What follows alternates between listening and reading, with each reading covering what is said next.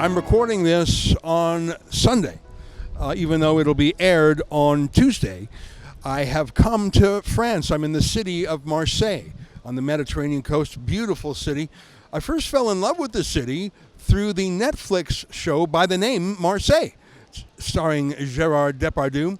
He's a great French actor, but really the star of the show was the city, and I'd never been here until today. I came here not for tourism and not for other happy reasons either. I came here because Marseille is one of the cities that has been rocked by riots in recent days after the killing by police of a 17-year-old Algerian man of Muslim descent. It's unsure whether or not he himself was born in France.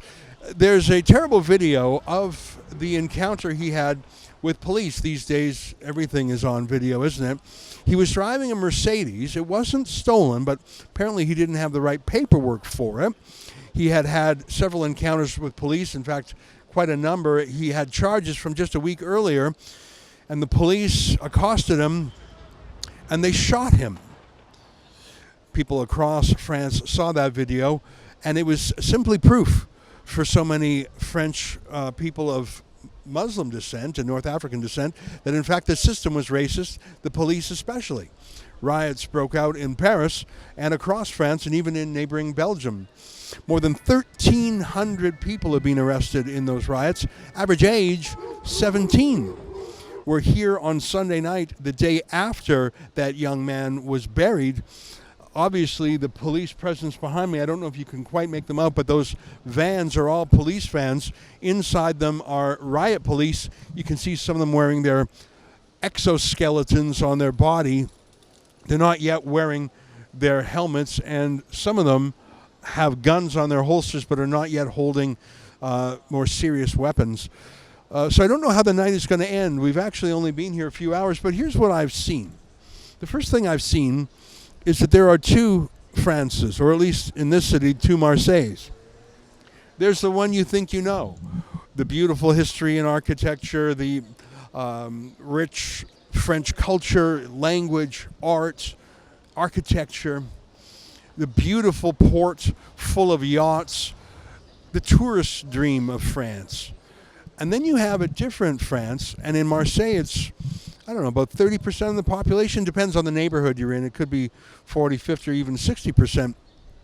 Just a few blocks away from the beautiful old port are neighborhoods that are completely immigrant or descended from immigrants, where the language on the street that you hear is not French. It's Arabic or another language that you might not understand. It's a separate kind of France. Now, I spoke with some of these people. I was waiting for the night to fall to see if there would be any dramatic action.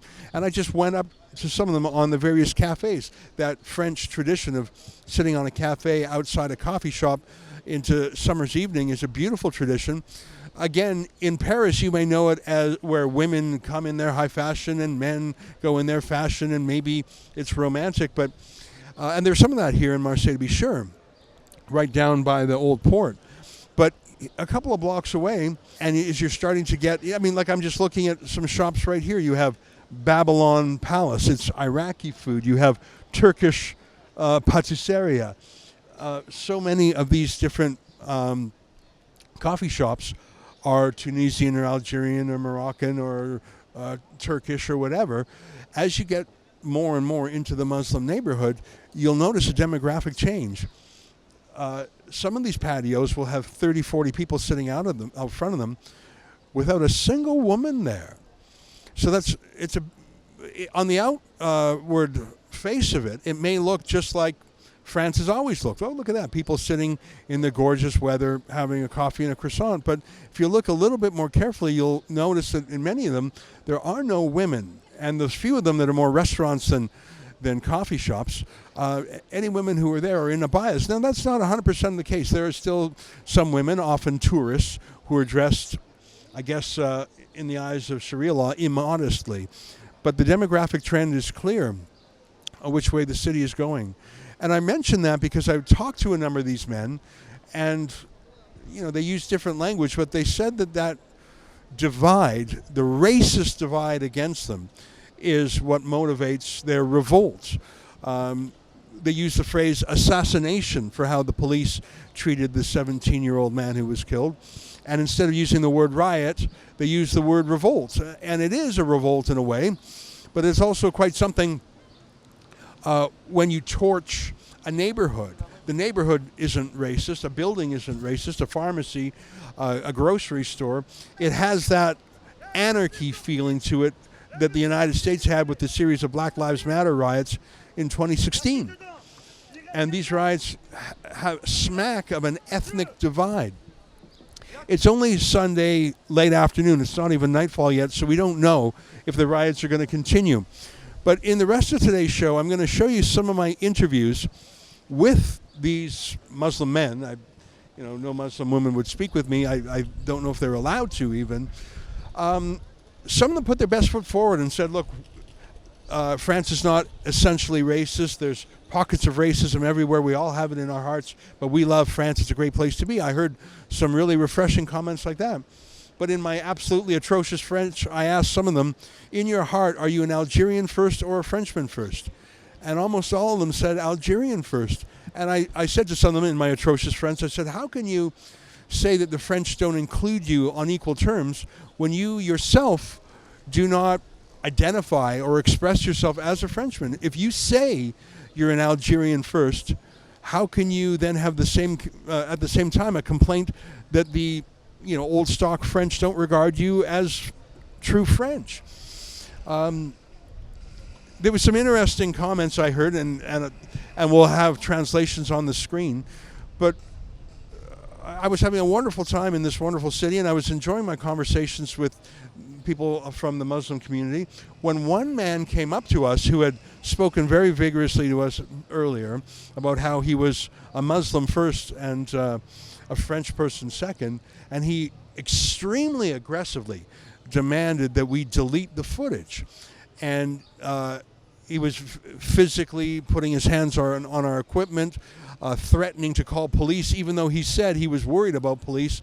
It was a very spooky situation. We were about 3 blocks away from where I'm standing now, and although there's a ton of police behind me, 3 blocks away there wasn't a cop in sight. And had this man wished to do violence to us, he absolutely could have. Had he shouted something in Arabic that I wouldn't have understood that would have motivated others to come and pummel me, I'm sure he could have.